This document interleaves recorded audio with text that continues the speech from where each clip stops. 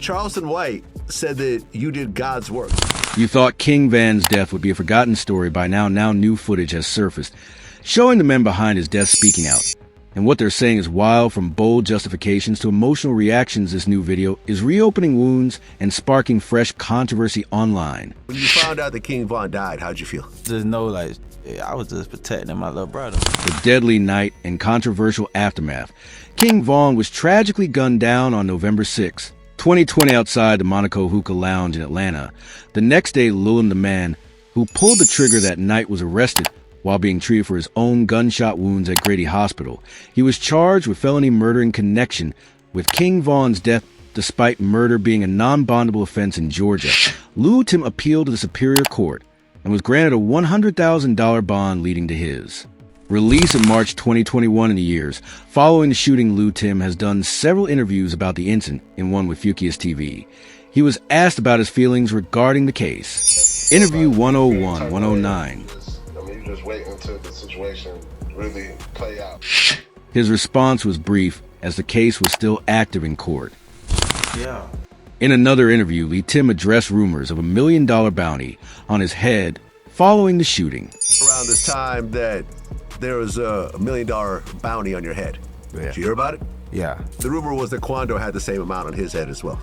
Lil Tim has also expressed regret about the situation, stating in one interview, If Brian did that stupid last night, it would have been alive. However, he's been dismissive of claims made by Asian Doll, Van's ex-girlfriend, who has repeatedly stated on social media that Lil Tim didn't kill Van, saying that the police said Tim ain't kill and the police did, and later insisting, since when you can shoot for fighting your friend, and claim it's self-defense. Them charges was dropped cause his bullets didn't kill Van. Let's talk the real.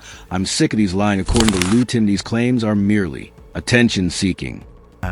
If Brian did that stupid last night, it would have been alive. In a significant development on August 20th, 2023, nearly 3 years after the shooting, Lil Tim's attorney Noah Pines confirmed that all charges against him have been dropped prior to indictment. Reports suggest that prosecutors believe it was a case of self-defense lacking sufficient evidence for conviction. This conclusion was based on Georgia's Stand Your Ground law, which allows individuals to use deadly force in self-defense without retreating following the dismissal of charges. Lil Tim released a song titled Left a Stain, with lyrics reflecting on his legal victory. I told him about my good news. I'm about to beat this case. However, Lil Tim's legal troubles didn't end there. In October 2022, he was arrested in Georgia on drug-related charges, including possession of Schedule 1 and 2 controlled substances and less than an ounce of marijuana. And as recently as April 14th, 2025, reports indicate LOL Tim was arrested again in Chatham County, Georgia, though specific charges remain unclear throughout these legal battles. Lil Tim has continued his music career, releasing singles like Lifestyle, Forever Paid, and Motion. In 2024, he's maintained an active social media presence where he frequently posts about his personal life. In October 2024, Lil Tim announced a documentary titled The Book of Timothy, set to explore his perspective on the events of November 6, 2020. The project includes interviews with Lil Tim and Quando Rondo, promising new details and evidence related to the case. The trailer features footage of Lil Tim discussing the incident and Quando Rondo describing related events. This documentary release coincide with heightened attention due to another major development in the case, Lil Durk's arrest in October 2024 on federal charges, including conspiracy to commit murder for hire, allegedly targeting Quando Rondo in retaliation for King Von's death. This operation reportedly resulted in the death of Rondo's cousin, Savia P.B. Robinson, in 2022. In February 2025, Durk faced a wrongful death lawsuit from Lil P.A.B.'s mother, alleging he financed the plot, further connecting the 2020 incident to ongoing legal battles. Durk's trial has been delayed to October 14th, 2025, due to the complexity of the case. Now, before we get deeper into the recent developments and shocking new footage, we need to understand exactly what went down that night, because the official narrative and what actually happened might be two entirely different stories. According to multiple reports, Van was leaving Opium nightclub after his album release party and headed to Monaco Hookah Lounge around 3:20 a.m. But what started as a celebration quickly turned deadly when Van encountered Quando Rondo's crew in the parking lot. Security footage from that night shows King Von approaching Wando Rondo and immediately punching him, knocking him to ground. Van's crew joined the attack, raining blows on Quando. As he tried to escape, within seconds, Lowell team appeared from behind their vehicle with a gun and started firing shots. As everyone scattered, Van was hit in the torso and chaos ensued as off-duty police. Officers who were working security nearby also drew their weapons and fired. The altercation reportedly stemmed from a beef that had been brewing for months. Some claimed it was over women, specifically involving NBA YoungBoy's baby mama Jana. Although she denied any romantic relationship with Von, the situation escalated when Van's girlfriend at the time, Asian Doll, fueled the rumors. Like, man, it's like, I agree. it's like the whole world seeing the video and it ain't just saying they proud about it or whatever, but what happened. You can't take it back. It's in the past now. She probably got an album or something that's gonna come out or something. She probably trying to clout chase or something, but... However, the roots of the conflict appear to go deeper. Van had previously dissed NBA YoungBoy on Instagram Live, calling him out for allegedly lying in his lyrics. Interview 547, 602. From there, things escalated dramatically. Van was rumored to have had a fling with YoungBoy's baby mama Ja, even tweeting cryptically, "Wouldn't believe the female I just made a hit with." Soon after, photos of Van and Ja together began circulating online, fueling speculation. They were intimate. Ja denied these rumors and claimed they were simply working on music together. I mean, they say the King Von situation was over Jania, who was NBA YoungBoy's baby mother. Yeah. But they weren't even together at the time. But Asian Doll, who was dating Vaughn at the time, confirmed the rumors, saying she had seen the DMs between Vaughn and Ja Ima. Young boy talking about on this song, bro. What? He talking crazy on this man. Oh, yeah? He ain't even like that. Oh! On his On his Zach. You got Cap and NBA YoungBoy didn't take kindly to all this and retaliated on social media, posting a photo with the caption, "I'm gonna make sure my son your daughter, since you trolling bit." A clear shot of Vaughn, who has a daughter. YoungBoy reportedly also got back at Vaughn by hooking up with Asian Doll, even texting his producer, using her account. This spiral of disrespect eventually landed at Wando Rondo's door. What's strange is that Van and Quando were actually cool at one point, and were even recorded together dissing Van's Chicago enemies in them DMs. I Seen It So, all that songs that So What Happened After shots were fired that night, according to reports. Van's friends quickly loaded him into a vehicle and rushed him to the nearest hospital. Lulim, who had been shot by police during the exchange, was helped into Quando Rondo's car, and they also headed to the hospital. Coincidentally, both groups ended up at the same medical facility, though fortunately no further violence erupted. Now, this is where things get particularly interesting, and where the recent footage and revelations come into play. The official story was that Van died during surgery at the hospital. However, there's been increasing speculation backed by some pretty shocking claims from people close to Vaughn that there might be more to the story. Van's cousin Bo has been making waves with some truly wild statements about what really happened at the hospital. According to him, Van had successfully undergone 2 surgeries and was expected to survive. Coming out. Y'all wasn't supposed to know, but it is what it is now. We have a song coming out. So when the song come out, just know it. Bo then dropped a bombshell, saying Van's sister Caleb told him that Van was scheduled for 3 surgeries. After completing 2 of them, Van allegedly got out of bed, started fighting with nurses, and asked for his gun. This apparently caused him to go into shock, which led to his death. I'm gonna be a rapper, though.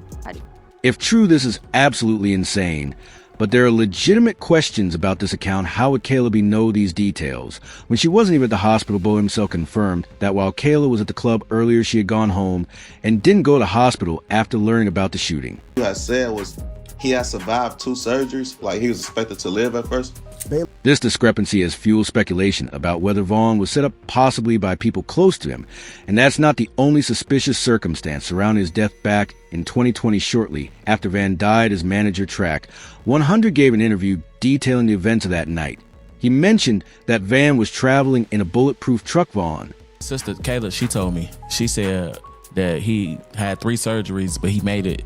He was supposed to have 3 surgeries. He made it through 2. He hopped off the bed after the second surgery and supposedly started fighting the nurse and asked the nurse where's his gun at, something like that. And then he died because he went into shock.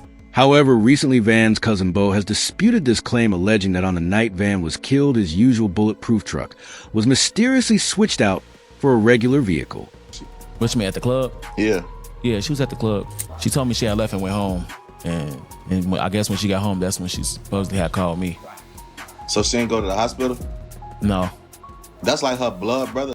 All of these mysterious circumstances have led to widespread speculation about who might have set Vaughn up if indeed he was set up, and surprisingly one name that keeps coming up is his F-Label boss and supposed friend Lil Durk. But why would Durk want Van dead? Was King Van set up by someone close? This might sound completely outlandish at first. After all, Durk and Vaughn were not just label mates, but were portrayed as close friends. They collaborated on numerous tracks, and Durk seemingly took Van's death hard, even releasing songs memorializing him. So why would anyone suspect Durk of being involved in Van's death? The theory centers around a legal case that both rappers were facing at the time. Van and Durk were co-defendants in an attempted murder case stemming from shooting in Atlanta that left one man wounded. This was a serious charge that could have sent both artists to prison for years. However, in October 2022, nearly 2 years after Van's death, all charges against Durk were mysteriously dropped. The prosecution admitted they didn't have enough evidence to proceed with the case against Durk. This timing raised eyebrows among fans and industry insiders. According to court documents, Durk's lawyers maintained that while he was present at the crime scene, he was never involved in the shooting, but the evidence against him appeared substantial. A female witness who was present reported that after a fight broke out, she saw Durk pull out a firearm. A witness ran and heard shots being fired, later finding the victim in a pool of blood. Even more damning, detectives had obtained surveillance footage that allegedly showed Durk firing at the victim. Bulletproof truck. So going out the club, he jumped into the bulletproof truck, and it was him and maybe two or three more individuals. Remember, he was in a bulletproof truck, so it wasn't no concern. However, recently Vaughn's cousin Balo has disputed. So why would charges be dropped despite this evidence? Georgia District Attorney Fani Willis made a statement that raised serious questions. She said, if co-defendant Devon Bennett, aka King Vaughn, had not died in 2020, he would have been indicted for this incident. This statement seemed strange to many if all the evidence pointed to Durk. Why would Vaughn have been indicted? Instead, the theory emerged that Durk might have cooperated with authorities, placing the blame on Vaughn, who was no longer alive, to defend himself. Former members of Van's gang O Block speculated that for Durk to avoid charges in a crime where he was present, he must have provided information to authorities. They switched the truck out from a bulletproof truck to a regular truck. He's a upcoming, a hot artist. Why would y'all do that? The night of all this, just ain't making sense. But yeah, it was definitely switched out. Even Charleston White, a controversial social media figure known for his outspoken commentary on hip-hop, has accused Durk of snitching on Van. You see Mr. Banks' arm out the window firing several shots at the victim. There's another strange incident that adds fuel to conspiracy fire. Before Van's death, one of Lil Durk's lawyers, Nicole Mormon, was allegedly caught on camera posing as airport security, and searching Van. The footage shows a woman who resembles Mormon conducting what appeared to be an unauthorized search. It turns out that Mormon had previously worked as a felony probation officer and specialized task force agent for nearly 5 years, meaning she had experience going undercover, theorists suggest. This could have been an attempt to catch Vaughn with contraband or evidence that would paint him as a dangerous party in there.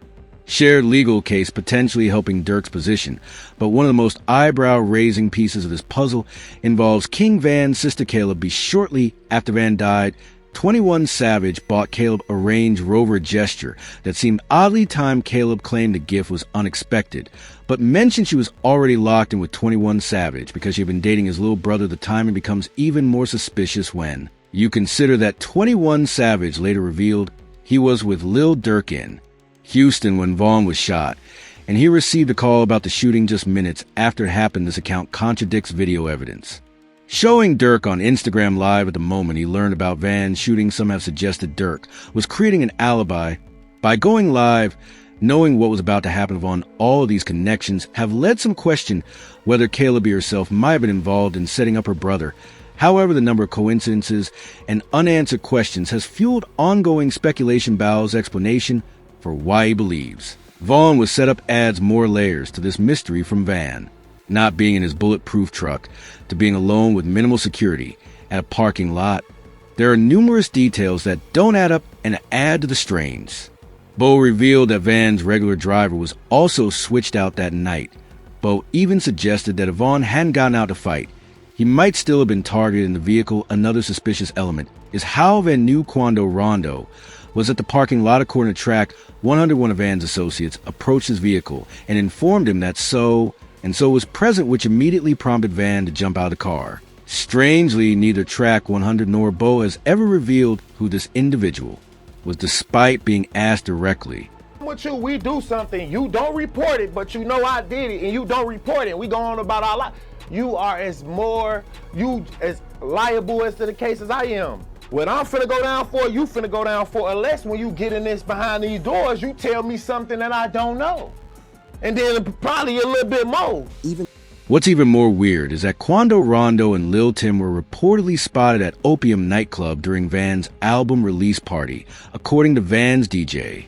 Lil Durk told on King Von. That's how he beat his charge. Lil Durk told on King Von. That's how he got his charge. This raises a question: how did Quando and his crew know where Van would be that night? Was a coincidence, or did someone from Van's camp tip them off? Track 100 himself admitted that something seemed off with Von that night. 21 Savage, he bought you a Range Rover? When Bo was asked point blank whether he thought Van was set up, his answer was telling. Dude, them was at the party. Now, whose party was this album release party? It was King Von album release party. Okay. But dude and them was at the party. Quando? Yes, they was at the party. On my mama, they was at the party. This raises the relationship between King Von and his sister Kayla B has also been scrutinized in the aftermath of his death. While there's no evidence of direct controversies between them during Van's lifetime, several issues arose after his passing that have fueled speculation about their relationships on social media. Users accused Caleb of having inappropriate feelings for King Von based on old ex-posts showing affection, which she vehemently denied, calling the claims sick and nasty. Further investigation revealed these accusations were likely fueled by fans of King Von's ex-girlfriend Asian Doll with Reddit. Discussions clarifying that rumors of them dating before knowing they were siblings were false. After Van's death, significant contention arose over his estate, particularly his unreleased. Dude, them was at the party. Now, whose party was this album release party? It was King Von album release party. Okay. But dude and them was at the party. Quando? Yes, they was at the party. On my mama, they was at the party. This raises the question: how did Quando and his crew know where Von would be that night? Was it a coincidence, or did someone from Von's camp tip them off? Track 100 himself admitted that something seemed off with Von that night. Well, this man is like, I promise you, the best artist I ever moved in my life, as far as knowing how to conduct himself properly. But for some reason that... So do you feel like Von was set up? Because I seen you say something about... Yeah, I always say like that because it don't make sense to me because certain shit don't be making sense to me. And I just like a lot of fans, it don't be making sense to them either. But even to me, I don't know why it just seemed like on my heart, something don't seem genuine. Like,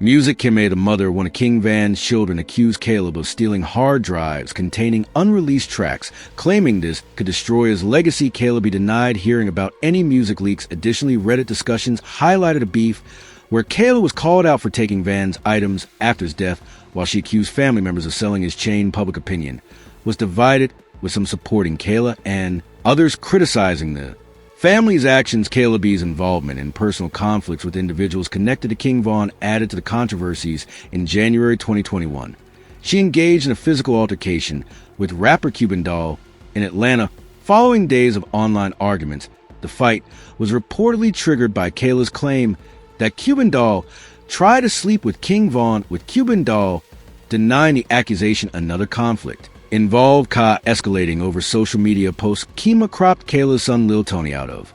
A picture featuring King Von's children, leading to a heated exchange. Kame accused Kayla of chasing clout and lying to Von, while Kayla defended her actions. All of these disputes and suspicious circumstances have created a perfect storm of conspiracy theories surrounding King Von's death, While we may never know the full truth, it's clear that there are many unanswered questions about what happened that night in Atlanta and who might have played a role in it. But one theory that people have never fully explored is whether cops actually killed Vaughn and not Lulu Tim the police involvement and unanswered questions the shooting that claimed King. Vaughn's life occurred around 3:20 a.m. outside the Monaco Hookah Lounge in Atlanta on November 6, 2020, according to official reports from the Atlanta Police Department APD and the Georgia Bureau of Investigation GBI officers were present at the scene with 2 off-duty officers working security at the lounge and an on-duty officer patrolling nearby when the altercation between Van's crew and Quando Rondo's group escalated into gunfire. These officers intervened. The APD has maintained that Van was shot during the initial exchange between the two groups before police got involved in an official statement. They explicitly denied rumors that Vaughn was shot by APD officers, saying, "At this time, our investigators believe Mr. Bennett was shot during the initial shootout between the two groups of males prior to police responding and attempting to stop the shooting." The GBI's investigation confirmed that officers did fire their weapons after responding to the scene, but it was unclear if these shots injured anyone. 2 officers, one on duty and one off duty, reportedly fired shots at 2 locations during the incident, and the GBI continue to investigate their use of force. However, no official reports have confirmed that police shots caused King Van's death.